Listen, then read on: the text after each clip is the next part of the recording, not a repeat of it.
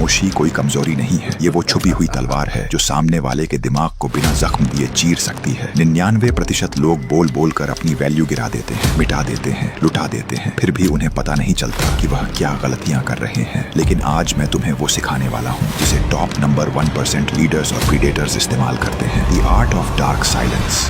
ध्यान से सुनो। तुम्हें लगता है कि ज्यादा बोलने से तुम होशियार दिखोगे? गलत। साइकोलॉजी कहती है कि जो इंसान जितना ज्यादा बोलता है लोग उसे उतना ही हल्का समझने लगते हैं, ठुकराने लगते हैं, फालतू समझते हैं। लेकिन तुम अपनी हर प्लानिंग, हर सपना और हर डर लोगों को बता देते हो और फिर हैरान होते हो कि लोग तुम्हारी इज्जत क्यों नहीं करते। जब तुम चुप रहते हो तो तुम एक मिस्ट्री बन जाते हो। लोग तुम्हारे बारे में सोचना शुरू कर देते हैं क्योंकि उन्हें पता ही नहीं होता कि तुम्हारे दिमाग में आखिर चल क्या रहा है। तुमने एक छोटी सी चीज नोटिस की है, कुछ लोग बिना कुछ बोले भी रिस्पेक्ट ले लेते हैं और कुछ लोग जितना मर्जी बोल लें कोई सीरियसली नहीं लेता। रीजन सिंपल है, उन्हें पता होता है दिमाग कैसे काम करता है। जैसे अगर तुम किसी को ऑब्जर्व करो, उसकी आंखों की मूवमेंट और बॉडी लैंग्वेज से तुम समझ जाओगे वो सच बोल रहा है या झूठ। और अगर तुमने ये गेम समझ लिया तो कोई तुम्हें आसानी से बेवकूफ नहीं बना सकता, क्योंकि इसी तरह की रियल टेक्निक्स मैंने अपनी ई बुक द डार्क बाइबल में सिखाई है। और इस ई बुक में आप ये पावरफुल टेक्निक्स सीखोगे, जैसे कोल्ड रीडिंग मतलब सामने वाले के चेहरे और बॉडी लैंग्वेज से उसकी सोच को समझना, एंकरिंग किसी के दिमाग में अपनी स्ट्रॉन्ग इमेज फिक्स करना,